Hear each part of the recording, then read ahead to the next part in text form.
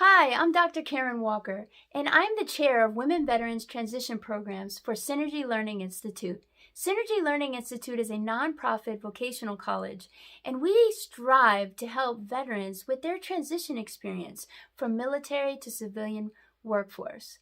We have several different programs that help male and female veterans, but the female veteran experience can be much different than the male veteran experience when transitioning. Check out some of our programs today. I'm sure that you will be very excited about them. One of our largest fundraisers, though, I want to talk to you about is called Lead and Empower Her, She Talks, where we go on a tour across the country and sometimes across the world to bring awareness to our cause, which is helping veterans with their transition experience. If you're interested in sponsoring this event or scholarshiping any veterans to attend our event, please go to our website at www.leadandempowerher.com, or you can always go to synergylearninginstitute.org and check out our college there. Thank you so much.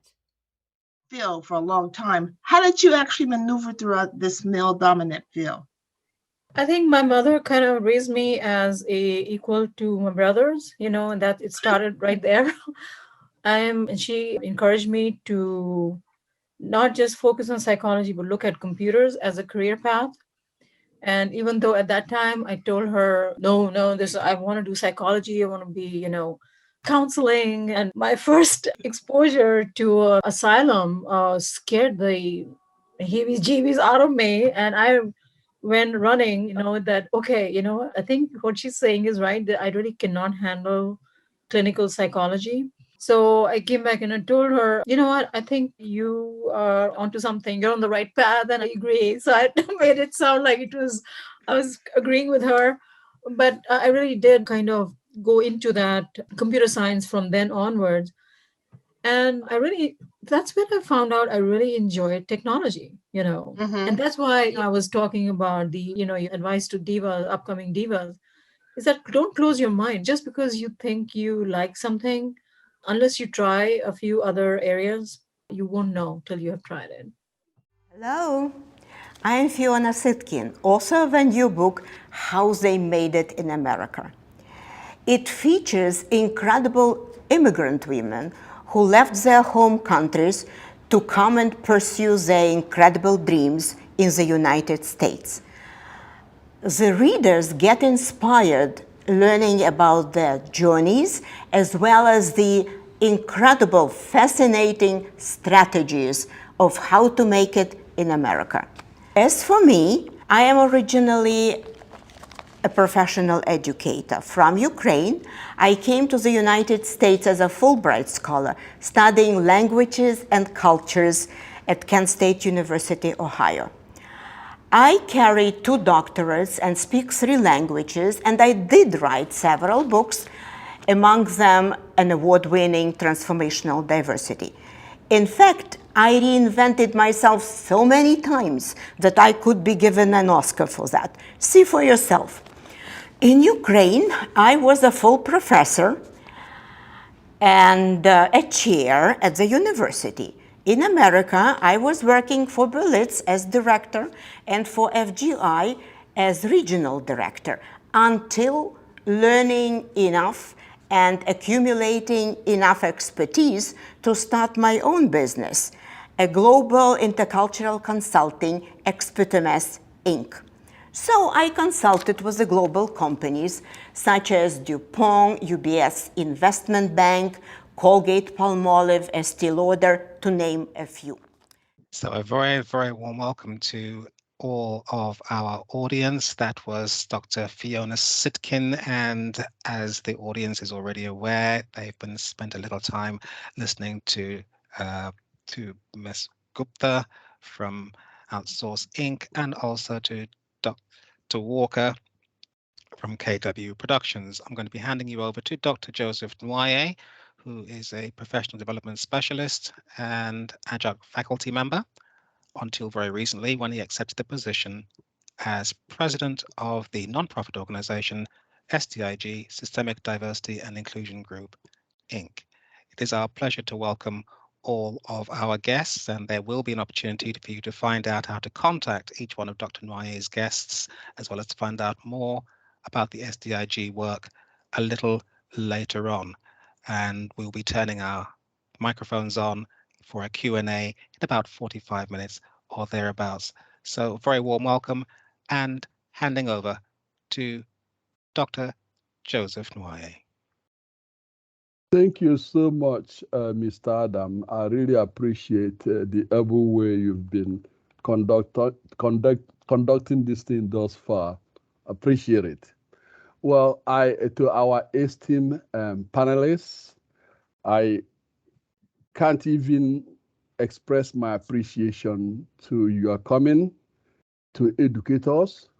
Obviously, by the end of this exercise, you make all of us smarter. There's no doubt about it because of your professionalism, your experiences from all walk of life. What I try to say to people when they come to this occasion is this. SDIG was formed out of the view that the divisions we have in our society around the globe is getting to a level where it's probably not gonna sustain us. You see the suffering in Ukraine. You see the suffering here in States, where a 21-year-old would run to a place saying that he wants to kill Black people. You have media people running around spreading lies, such as that they're gonna replace us, replacement theory. You see some people who purport to be educators, and yet they tell us that we cannot study history because you're gonna make some people fragile. What a nonsense. What kind of education did they get? We can only change by learning and understanding and using what we've learned to change for better. So I don't understand them. But hopefully you will be able to bring your skills, your professional experiences to help educate us. The struggling for fairness will continue. At SDIG, we encourage sharing of ideas, sharing perspectives, educating one another, because we do believe a lot of things that happen, unfortunately, happen as a result of ignorance. It's our responsibility to teach people and help people to move forward and create a better future for us in states and for our global communities. We want peace, equity, and social justice for all. And that's what we are striving for. And I hope that people who will come into this will learn such and then operationalize it in their real lives. So without going anymore, I'm gonna, the way this is gonna go is that our esteemed audience will first introduce themselves. And after the introduction, they will be asked questions as time may permit. Then we proceed to audience who are really looking forward to getting their questions because they are often, bring the best of what we are looking for. Hopefully, our esteemed audience, esteemed panelists will answer their questions, thus making every one of us smarter. And then at the end, I will have our panelists to introduce them, say where they can be reached, because as we do this, I want our panelists to be able to be reached by people who may find a need to contact them. And at that time, I would close and then tell you about the new program that will be coming up on 24th. It will be exciting because this IMT professor in Boston has come up with idea that is in sync with what I had done with educators. In the education arena, I took rural students who didn't know anything about urban students and put them to live in there, teach them, learn about the environment where their students were coming from. And because of that, they were able to help those kids because they got to where they were. Similarly, this professor at IMT has done remarkable work where he brings the people from one of the elite schools, the students, and put them together with incarcerated prisoners. And then they do class together. And the students could not believe it. When they got to know people they had always thought are just criminals, they saw the other part of them, the whole body, the whole person. Similarly, the prisoners saw themselves as being competent, being able to even ask questions that really intrigued those students. Together, they all learned.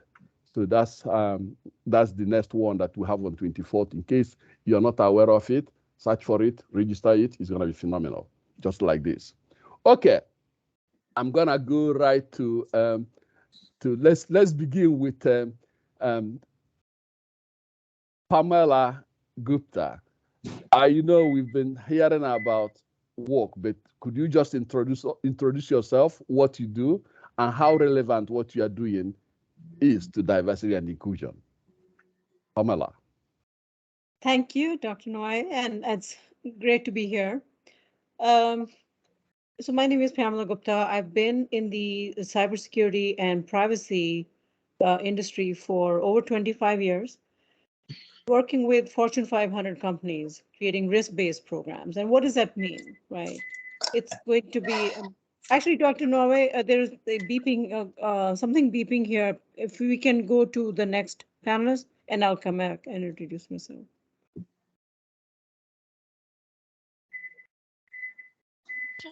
That's fine, Ms. Gupta. I'll move that on while Dr. Nwoye is occupied. I'll move that on, if I can, to Dr. Walker, and then on to Ms. Citkin. Okay. Sure. Okay, I can go next.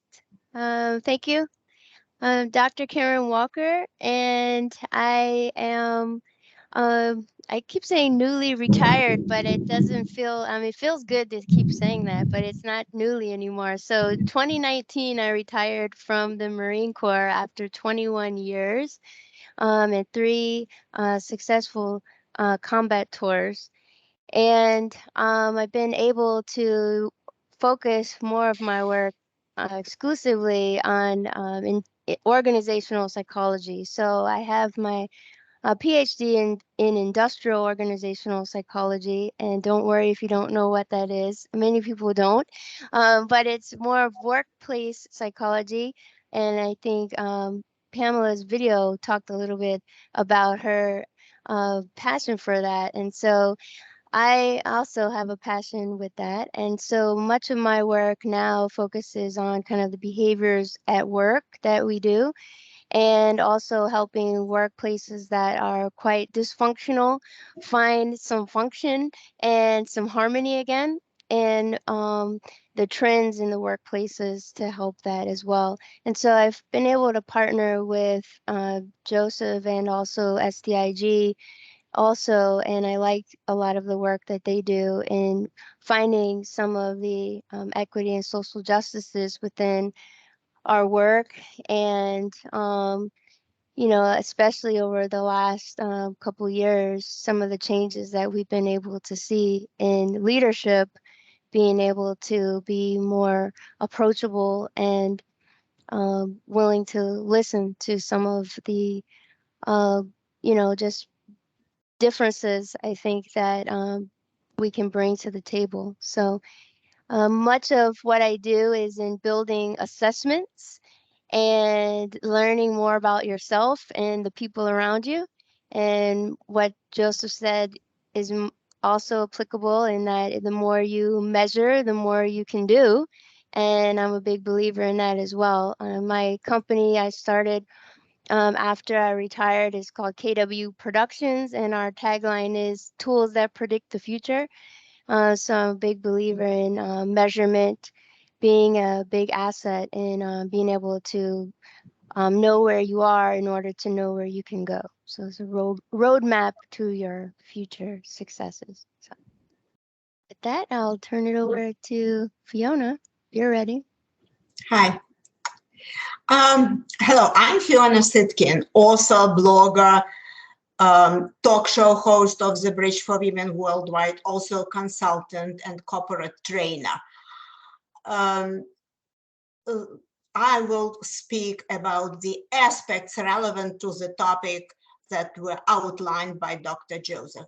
I came to the US as a Fulbright scholar from Ukraine, receiving the most prestigious research grant in the world. And now I am the board member of Fulbright, New Jersey. From this point A to point B was a long way, a story of my life. And I have a firsthand knowledge of artificial intelligence, as I've been a stand-up interpreter for Department of Defense conferences. So I'll tell about it later on. In some ways, my life is typical of other Ukrainian women, so geopolitical side will be present too.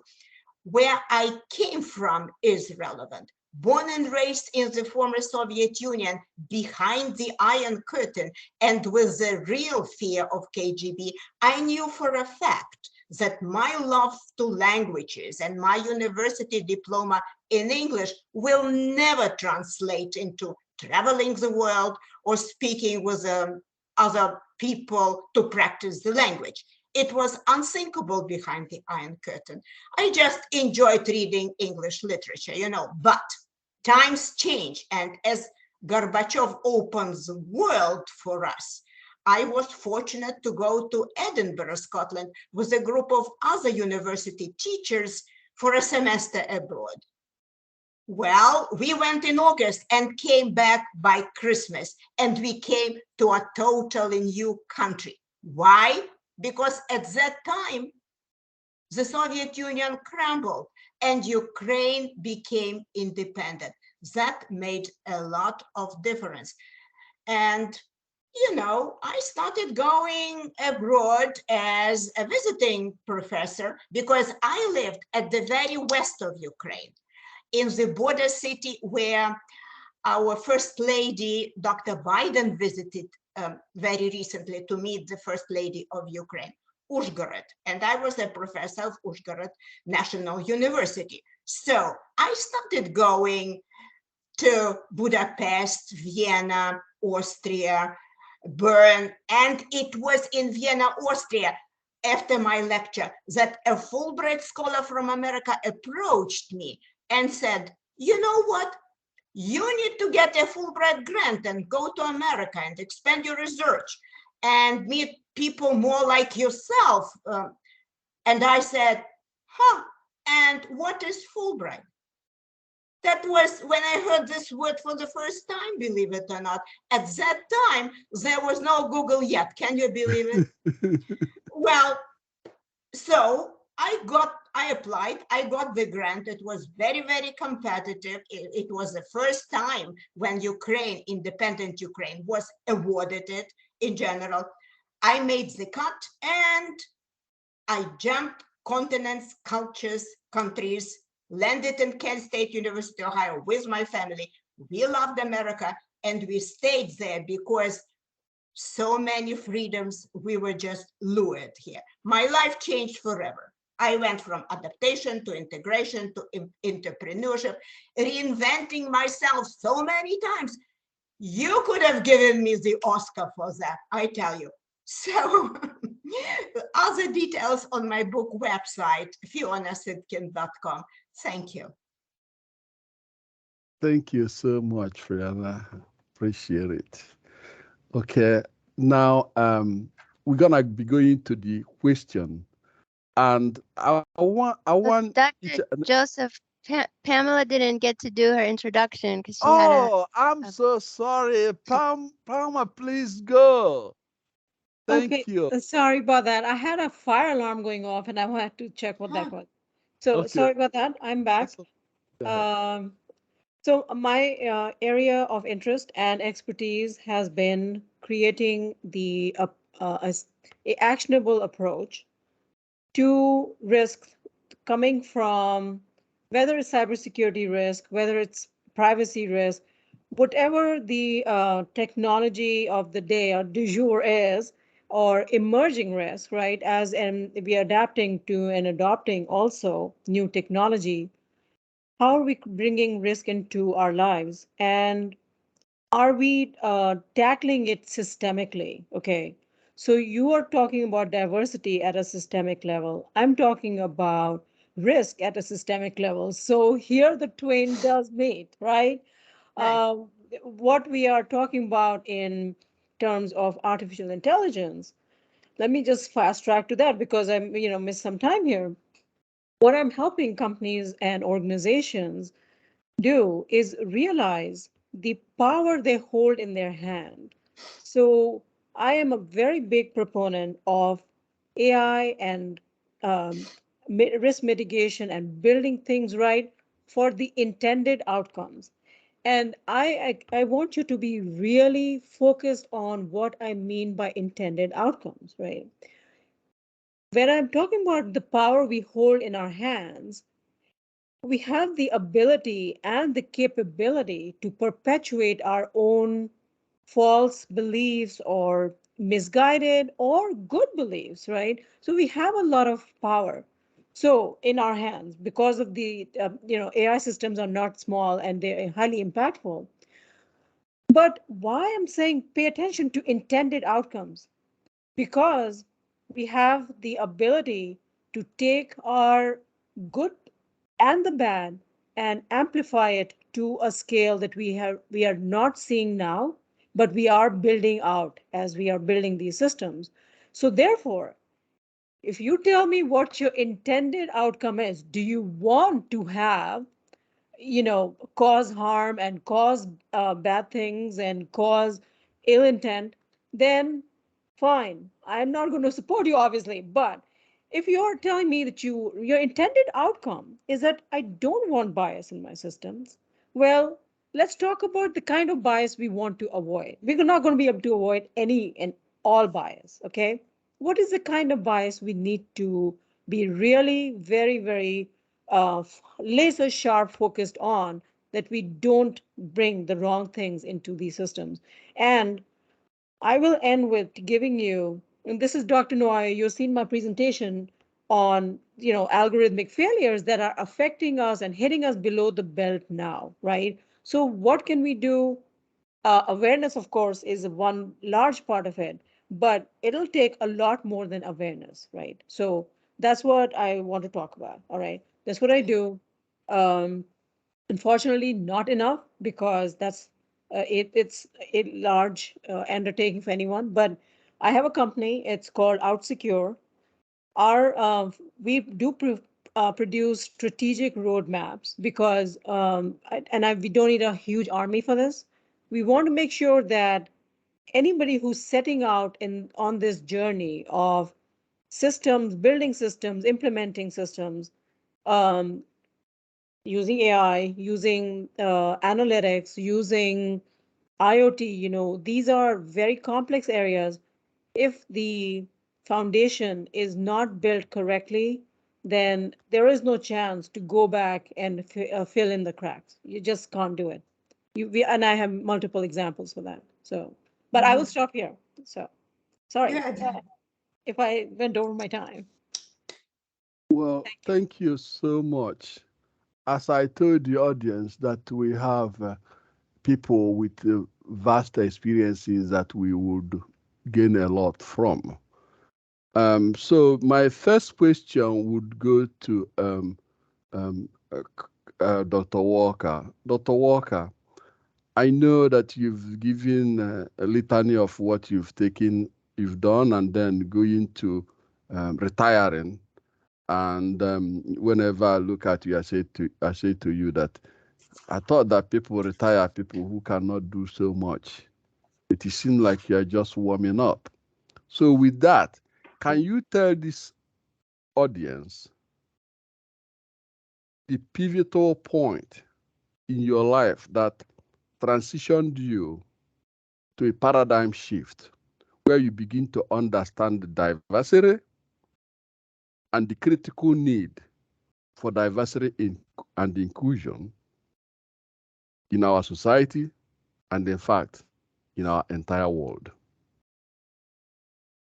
Wow, that's a great question, Dr. Joseph. And I think I would say, first of all, I continue to learn those pivotal points in my life. And I think uh, as life experiences happen, you learn your own uh, awareness of different diversity, equity, and inclusion issues, because I think you have to be exposed to others' experiences to truly have an awareness of what some of these concepts even mean. So that's kind of like big picture, but I'll dial it in a little deeper. I think in the military, being a female Marine officer, I was usually one, that's 6%, to give you an idea of how small that is of the population to be a female Marine officer. But many times I was one of any looking around. And so that put me a lot of times, to kind of try and seek out support for many things that I needed to do. And I think that, is one element of being able to strive for diversity, equity, and inclusion, and look for those groups and look for, partnerships. And I think that, that was one of the biggest things that I learned. And there's a group called the Nwoye, which is the Naval and I'm forgetting the acronym now, but the Officers Association or National Naval Officers Association, that really seeks to support minority officers in a mentorship type of way. So I think there's organizations that help to grow and kind of nurture your career. And I think so that's the first thing that was pivotal in my life that I learned was that, you can find mentors that really look out for you and support you in your career where you can grow. Another pivotal piece was when I left active duty in the military and learned that even though I had all the skill sets and everybody said you're going to be successful, I had a PhD, I had 3 combat tours at the time, and I decided to leave active duty and go in the reserves, but I also still needed a full-time job. So I was gonna, leave kind of the full-time active duty military, and everybody said, "Oh, you'll be successful. You have no problems finding work." And after a year of being unemployed, I was really struggling. I was sunk into a deep depression. I couldn't really even look myself in the mirror. I just felt like a complete failure. I had really no idea of like what identity of who I was anymore. And it took some deep soul searching just to realize, and I think that was another pivotal point in terms of diversity, equity, inclusion, social justice, to realize, as women leaving the military, in the military, you have rank and you work hard and you earn your rank at the same pace, right? You are next to your male peers, and other Marines respect your rank. You earned it. And when you leave the military, you step out into civilian world, it means nothing anymore. And you're now also a woman fighting against that stereotype. And it's like you're kind of floored. So I now, I fight really hard to kind of help women veterans to be seen and heard, and also with themselves to recognize their worth, that, there's so much skill there that you get from the military, but also recognizing your passion. So that's something I had to learn, that I didn't have to get out of the military and now do what I did in the military. I have skills, but I also have a passion, which was organizational psychology.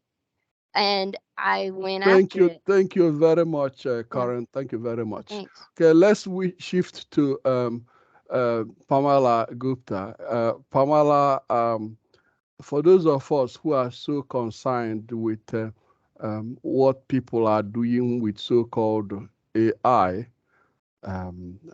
we also realize the aspect of AI that is a very, very important as we live in the modern world. Can you tell us can you answer the same question as to what point did you transition to believe that your contribution in this area would help to mitigate the risks while at the same time embracing the goods that could come with artificial intelligence? Because quite frankly, I don't know if I told you that, a member of SDIG was in Madrid, and she came back and reported to me that he saw our program in that part of the world, and she felt like she has to join us.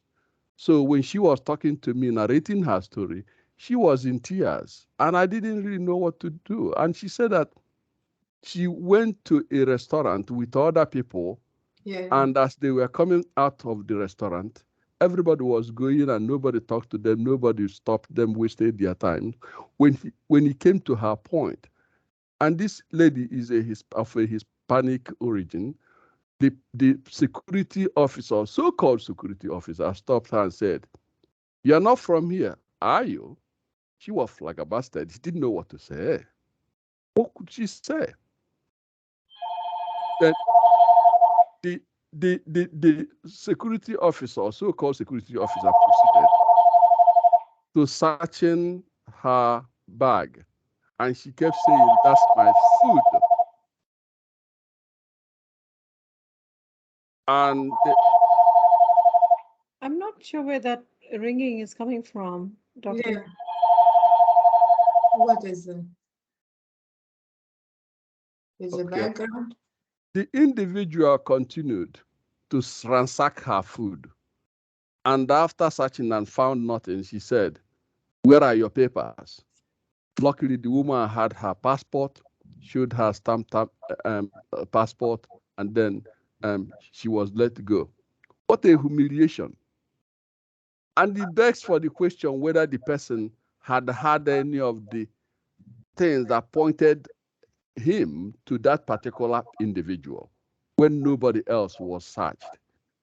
And I know you probably know well, the algorithm we feed into the computer, some people may come easily and say, "Oh, that's technology." That's nonsense. Technology was fed by somebody. So would you please respond as to what transitioned you to believing in what you do?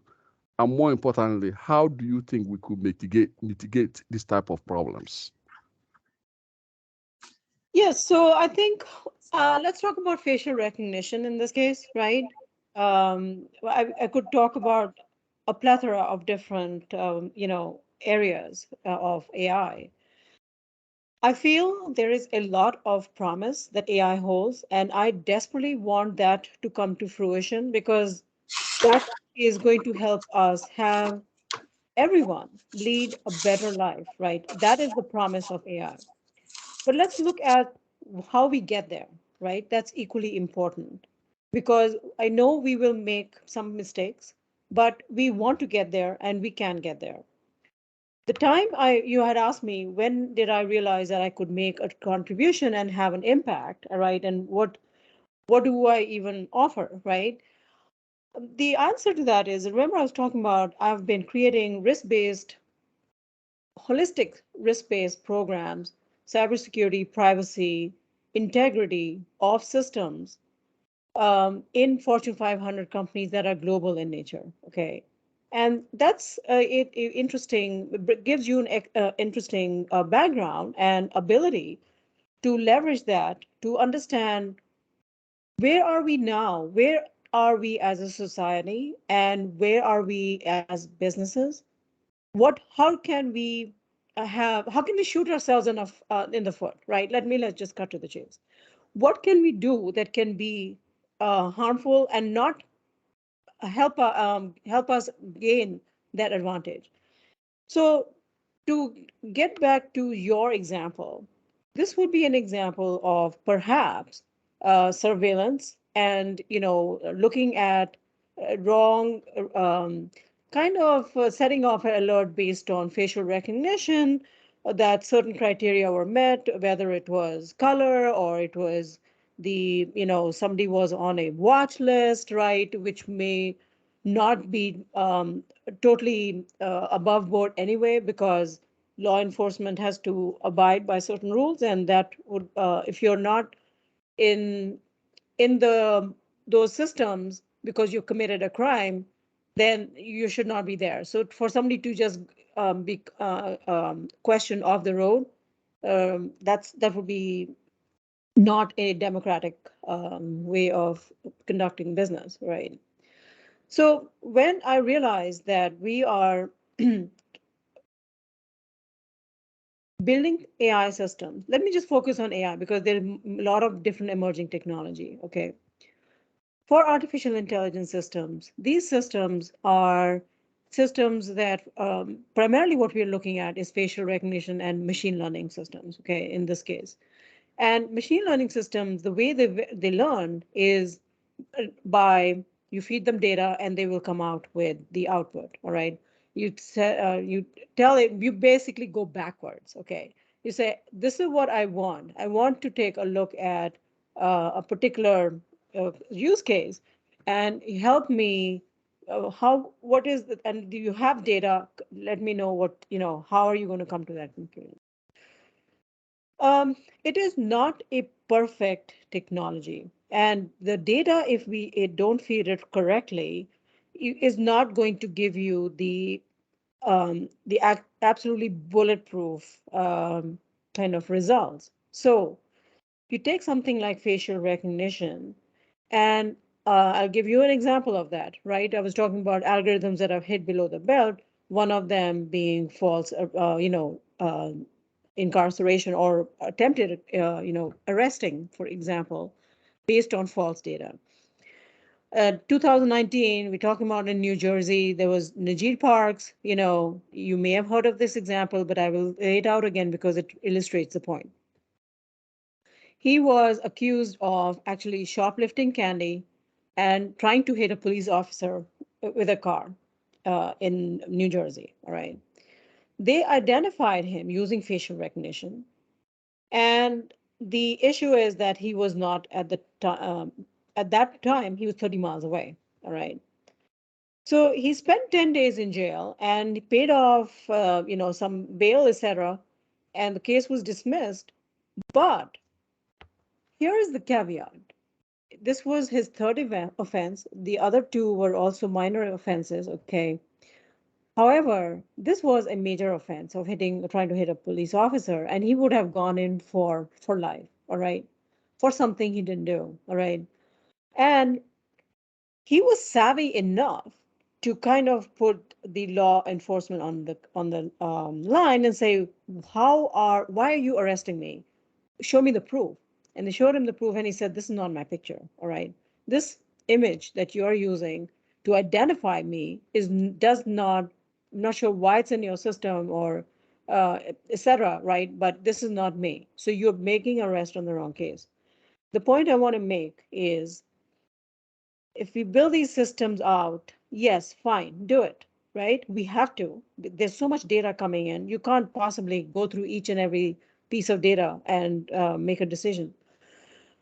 However, before taking and going ahead and taking the step of doing an arrest, you have to follow due process, okay? And that was not followed in this case, okay?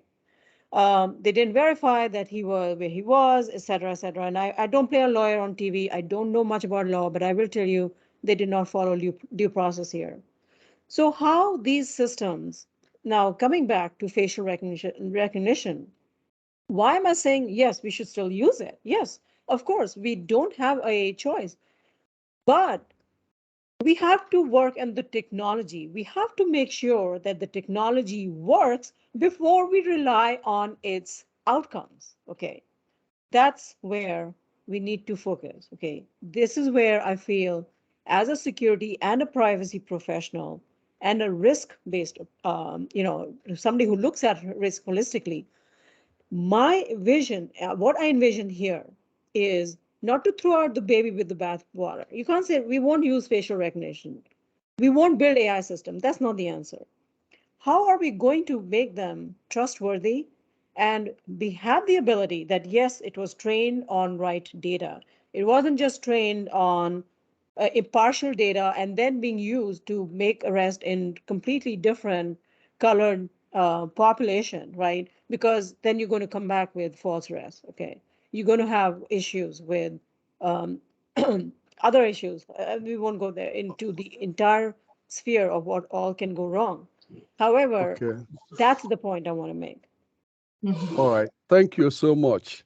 You know, it perplexes me when I look at what is happening. Think of people who've suffered.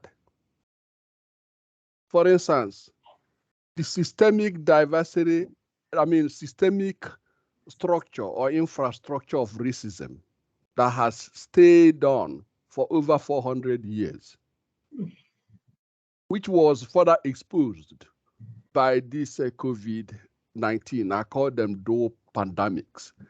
Right. But what we've seen is that, as you eloquently put it, putting the powerful tool in the hands of people to do so much.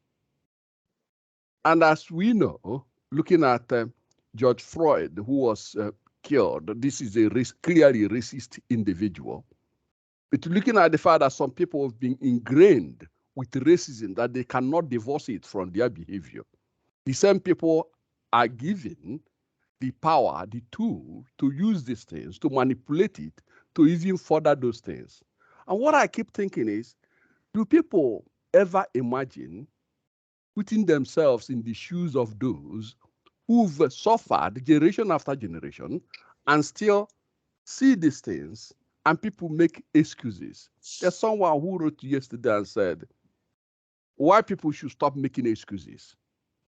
They are the ones that have to speak out, because there are some people at the churches, at the communities, in various settings, who've been ingrained with these acts that propel them to do wrong. In fact, it's predictable, like the guy that went to Buffalo and killed how many people? 10 people and hurt 3 people.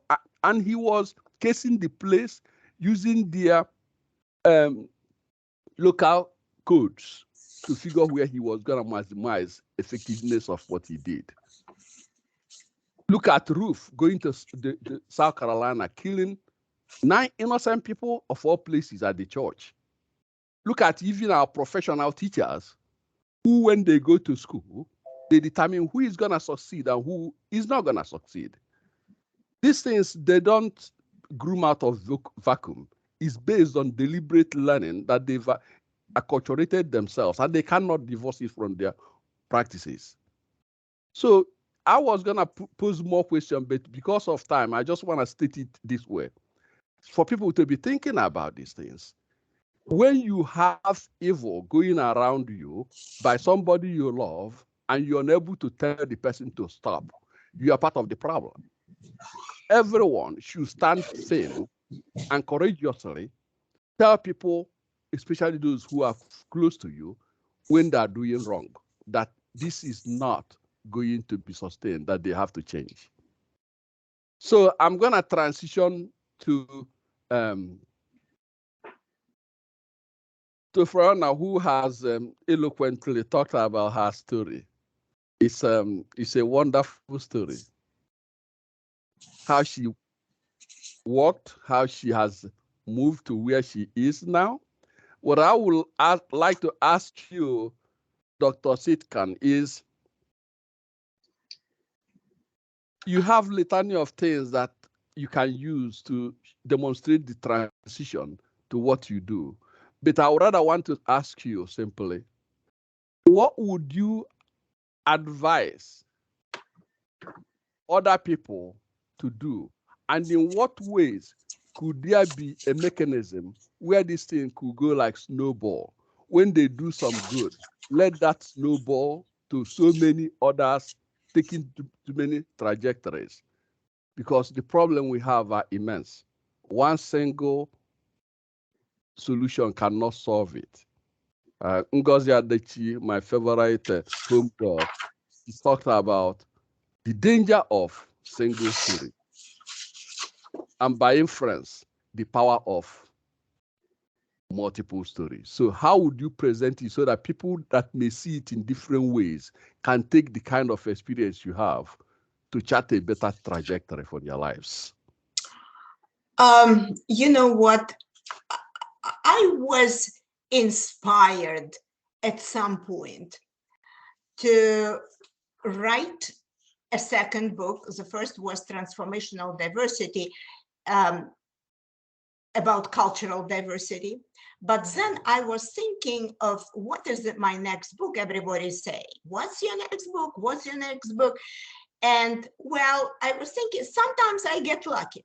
And once I got lucky when I was delegated, one of 5 people by CITR USA, Society of Intercultural Education, Training and Research, to the United Nations NGO Congress. That was big, huge. But my biggest takeaway was a research-based presentation about immigrant women as underdogs worldwide, the lowest of the low demographic, the most underappreciated, victimized, and discriminated against. It impressed me because I am myself an immigrant woman, and we are like social twins, albeit wearing different cultural makeups, but having one common denominator, the need to integrate and prove ourselves. My mind about the topic of the next book was made up at this United Nations conference. I decided to write about immigrant women, but it was so difficult. I could not even imagine. I wanted to write about prominent immigrant women. To knock at the door, I could be knocking till the rest of my days. What helped? One of my clients, and she was a diversity director of UBS. She was a former Fulbright scholar as well. She said, I will help you. I have a friend. And her friend happened to be Arianna Huffington, at that time CEO of the Huffington Post. Arianna was so businesslike, she said, you write for me.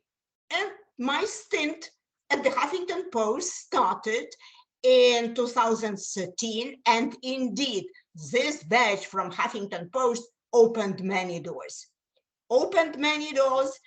Still, it was hard. I interviewed over 100 women, profiled 18 for my book, and voila, 2019, and my book, How They Made It in America, Success Stories and Strategies of Immigrant Women, from Isabella Allende to Ivana Trump to fashion designer Josie Natori, plus others, came up. Now, that was my passion from that point. I am a woman, I am an immigrant woman, I am among discriminated somebody. As Karen said, woman means flawed. You know, everybody looks, what is this, a woman? Whew. You know. Now, the content of the book is, of course, 18 stories plus common values, which are common denominators that enable success. But stories are interesting, I tell you. I cannot, however, stress enough that 1/3 of this book covers the values which my diverse, very diverse book subjects and myself were cultivating to become successful, to go up in life. Whenever I talk about my book, whenever I present, I read an excerpt regarding my values. So invite me, I will do the same for you. Thank you very much.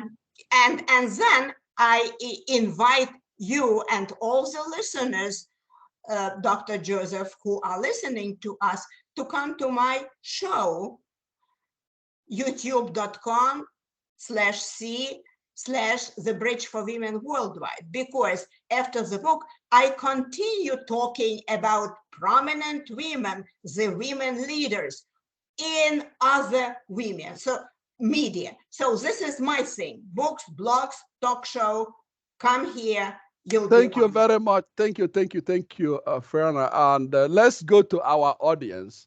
That's usually the most, fantastic one. And could our audience, you have the mic open. If you could ask your question. If you want to specify your question to a particular person, do that. If you want to make a general question, then they will respond accordingly. Thank you very much, Dr. Nwoye. This is Studio Director in London, and for our audience who would like to ask some questions, if you'd like to give us about 15 seconds or so, and we'll turn all of your microphones on. So I'll let you know as soon as that has been done. Thank you, Dr. Nwoye. I'll be with you very shortly. Welcome.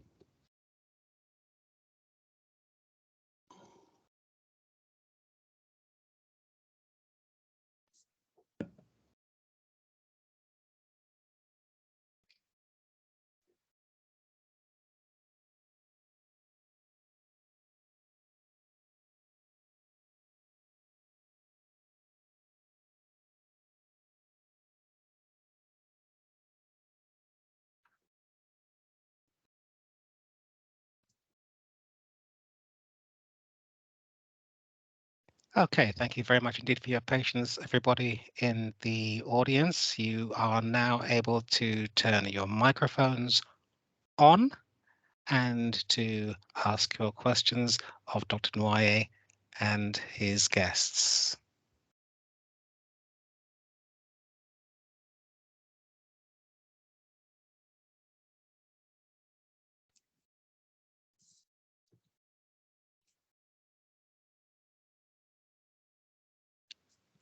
Hi, Chandra. Yeah, I can see that you're speaking. Just need to turn your microphone on. You are now able to do so. Same thing with Robert Chidozie over in Nigeria. Also, Oliver.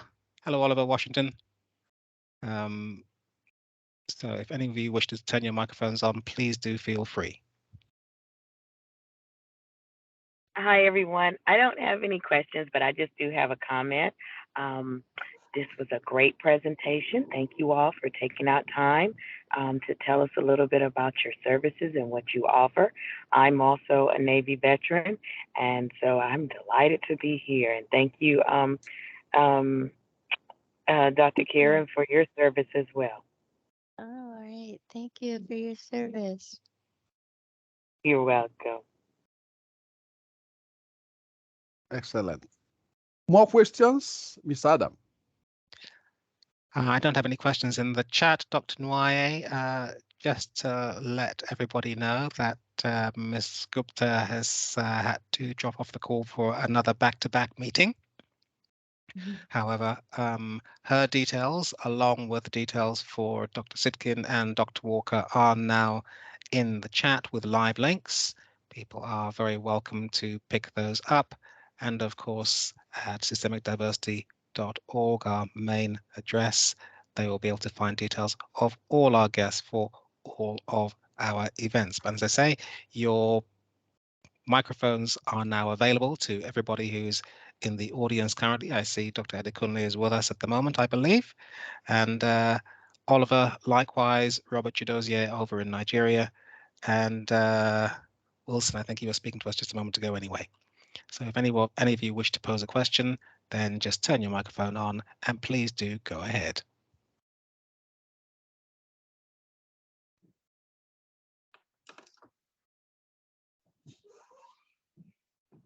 Well, if there's no question, I have a bunch of them to ask. I know you always do, Dr. Joseph. Well, interestingly, my question right now has to be going to Dr. Walker. Sure. Dr. Walker, as you know, they say what you measure is what you could get, or you have chance of getting to the answer you want. But when we talk about issues of diversity, I'm beginning to be really a little more critical that people use diversity as a camouflage to hide their nefarious acts. hoping that nobody sees or hears about what they do. But as somebody who is involved in testing, in assessing, can you shed light as to why, in spite of what I call double pandemics, that of COVID-19 and the structural racism that continue to hurt lives, there's no indication of substantial improvement, while everybody says, oh, we're going to change this. But when you look at the data I'm seeing, there seems not to be any change. What would you say to that?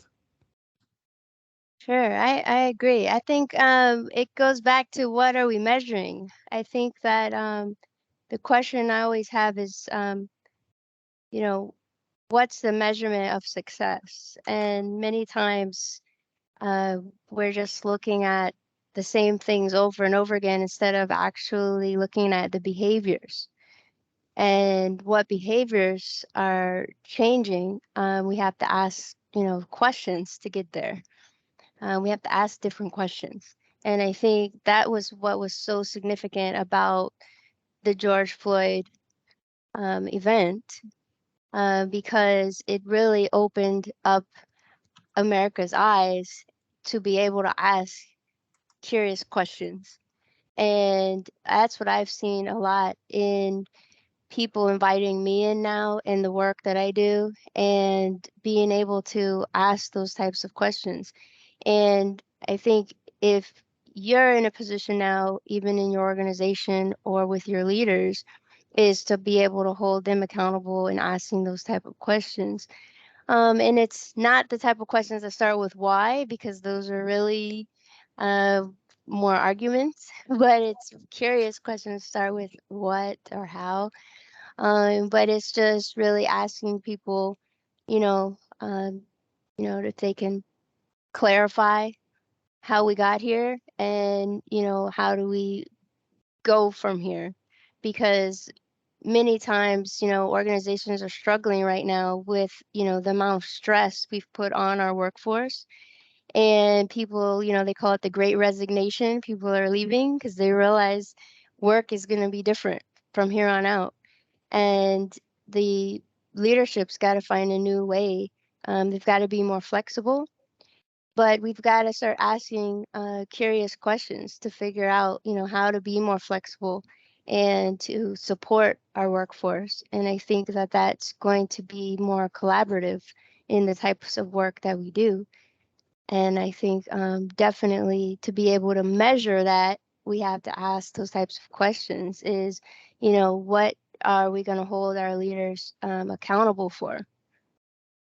And what behaviors are culturally acceptable now? Right. Those are the types of curious questions we should be having and discussions we should be having. Yeah. Okay. Thank you. Dr. Citkin, I have another one for you. It is really devastating, emotionally, draining when I watch what is happening in Ukraine. Kids, Right. women, children, men, women, all of the above. Right. And as I look into those things, I don't have details. This is something I have to research more. I have a couple of things that indicated that Black people who were trying to escape from the terrible things that is happening in Ukraine, we are somehow being prevented, as at the beginning, from moving because they wanted certain people to go. And as I said, I have to be cautious here because I still have to study it to get details. Sometimes you see information or written by someone, it may not capture the whole thing. But it begs for just from the first phase of looking at it to wonder, why would people who are going through tremendous pain and anguish would be able to do their fellow human beings the kind of things I had or read for Black people, some medical students who were prevented from moving. It's really perplexes me. And for you and so many other Ukrainian people I know that are always on the side of equity and social justice, how does it feel? And how do you think that such situation could be mitigated? Well, first of all, I haven't been to Ukraine for a while because of the pandemic. I was going there, but then pandemic, and you could not go anywhere, right? But for what I know from my friends on the ground there, and obviously from reading some progressive media, is that although over 5 million people from Ukraine moved to the surrounding country to just, flee the violence, the more so their homes were bombed and destroyed. They have just nothing left. It is difficult for everybody to go through the border. And I have my former sister-in-law going through the border, and she is white as white could be. However, we know for a fact that many students, and not only Black students, but also Indian students, any college students, have had more difficulties passing through. Well, who didn't let them out? Everybody let them out, but the receiving countries, have their own ideas who to let in and who to make wait longer.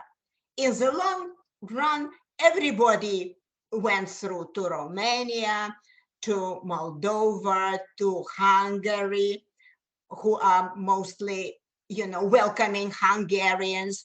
In Transcarpathia, there were many Hungarians, to Slovakia, and of course, Poland was most probably open.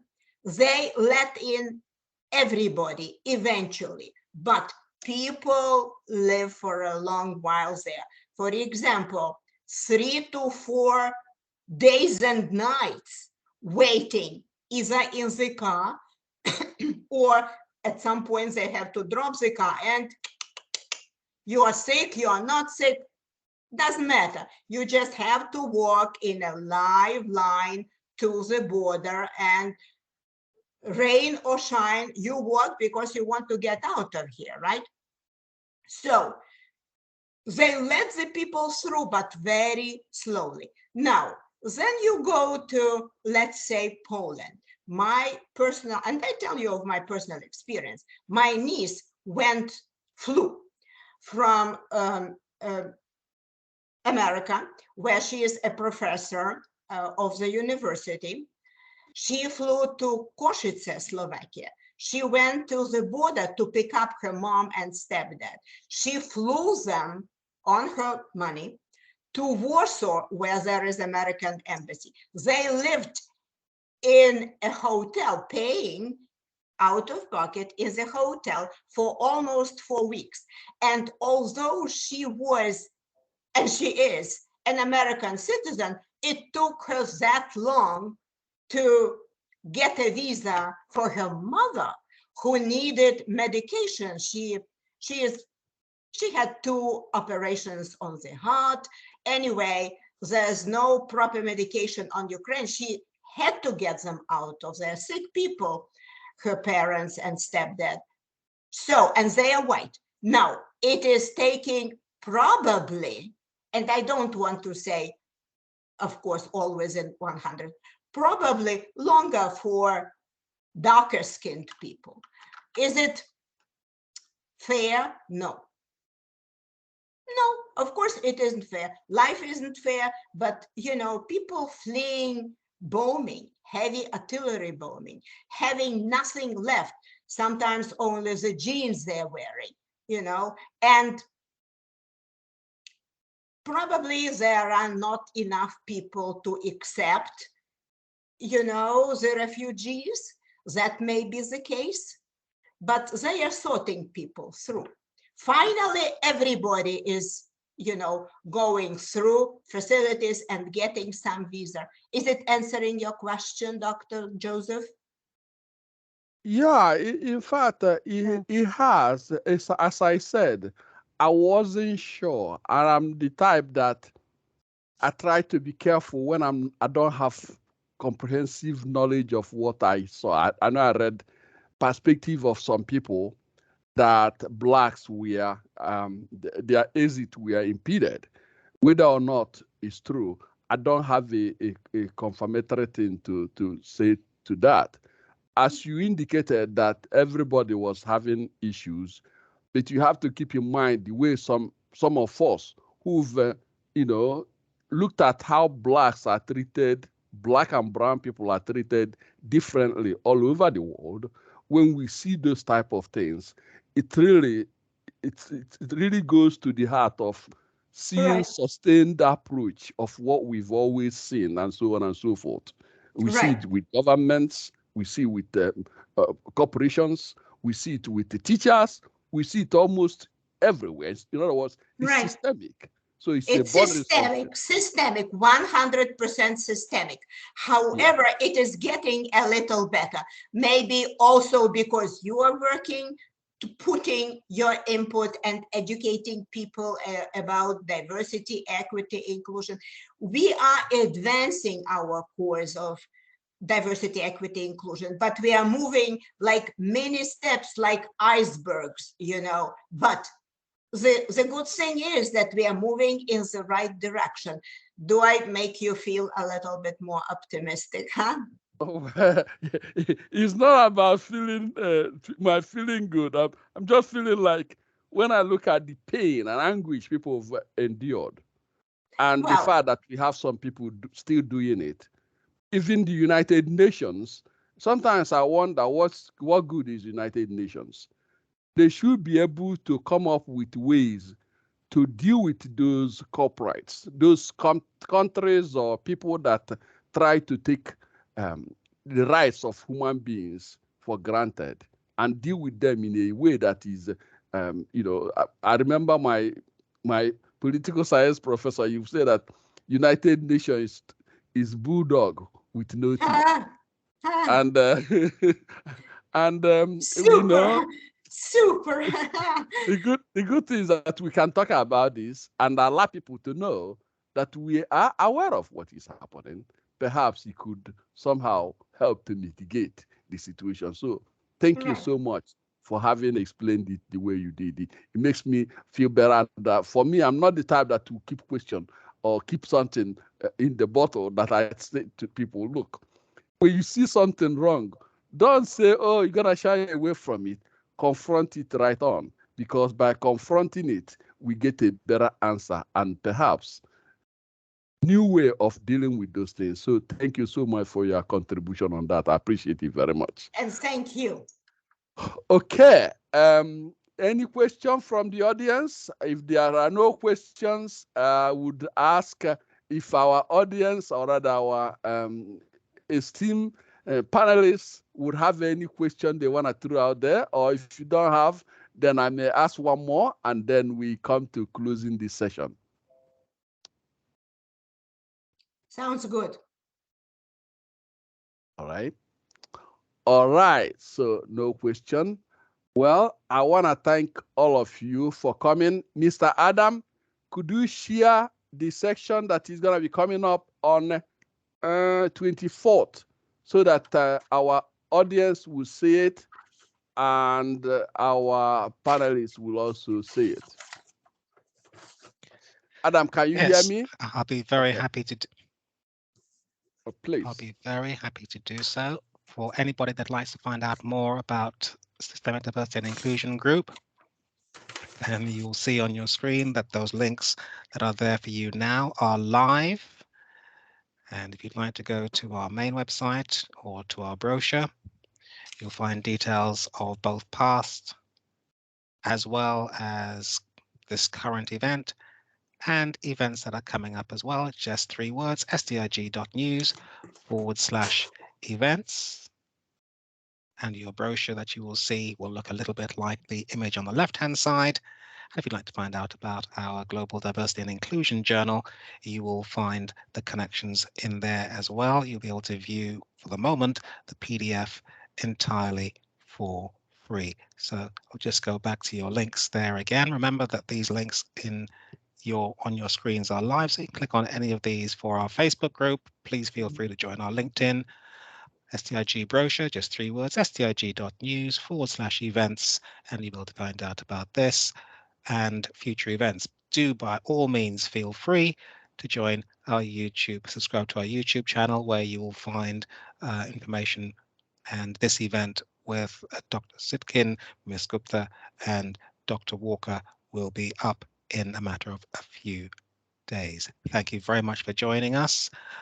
There'll be a few more slides so you can see how you can contact all of our guests. Their details are in the chat at the moment. And if you come to our live brochure, e-brochure, at any time, you'll find the details there as well. Dr. Nwoye, back over to you for your closing remarks, sir. All right. Thank you so much, Adam. What I was actually alluding to was, the one that is going to be coming up on the 24th, and the MIT professor who will be sharing a classroom where his students at MIT and incarcerated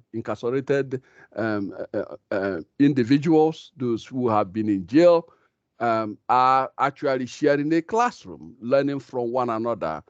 That I think is so powerful. I read about him and I thought that what he's doing is phenomenal. So I think that such information should be provided to people. I wish that law enforcement officers as well as others could see the same. So now let's go to closing remarks. Would you please go ahead with the closing remarks? Dr. Citkin, could you please close, give us a closing remark? Thank you so much, Dr. Joseph. My closing remark is very short. Well, I would like, and this is my message actually, what I learned from the women I interviewed and from other women that I'm learning from is, and I'm quoting Winston Churchill here, success is never final, failure is never fatal, and is the courage to carry on that counts. So that's my message. We need to always be a get-up fighter. That's my message. Thank you so much. Well, it's always you that can put it that way. So I'm so grateful that you came up and as always, you never disappoint. Thank you. I really appreciate it. And I'm sorry to say that the other clients had, the other participants have some double booking, so they had to leave. But I'm so grateful that you're here. And if you have anything that you want to share at the SDIG to expose what you do, always feel free to know that we will be able to help you to put that in out and advance your course. So thank you so much for coming. And thank you to all that showed up for this important occasion. And should you have any question or suggestion, feel free to send me information and we're gonna keep moving. Okay, for the last one, the program we have on the 24th is gonna be excellent one, and I encourage you to register for it. If you go to SDIG LinkedIn platform, you see it, register for it. It's gonna be awesome one, and I expect people to learn so much, perhaps about our prison, our, all the things that are associated with it, and what is persistent, which is revolving door. When people go there and they come out, they are not trained, rather, they come out worse than what they were before going in. And the response that, the outcome is predictable. They're gonna go back because they are not provided opportunity to learn skills that will enable them to get back to the society and live a productive life. So with that, I think it's gonna be an important one. With that, thank you very much. And Dr. Citkin, Thank you for sharing, and bye-bye to each and every one of you. All right, that's it. Thank you very much, Dr. Nwoye. This has been a production by the Systemic Diversity and Inclusion Group, featuring today 3 particular academics. Ms. Pamela Gupta, CEO of Outsecure Inc., Dr. Karen Walker, CEO of KW Productions, and the esteemed Dr. Fiiona Citkin, author, DEI consultant, and Fulbright scholar. And Thank you talk very show much for host. joining us. And talk show host, if you are forgetting that. So we honor all of you. Thank you very much, everybody. All God right. bless. Bye. Bye And bye. good night. Good night.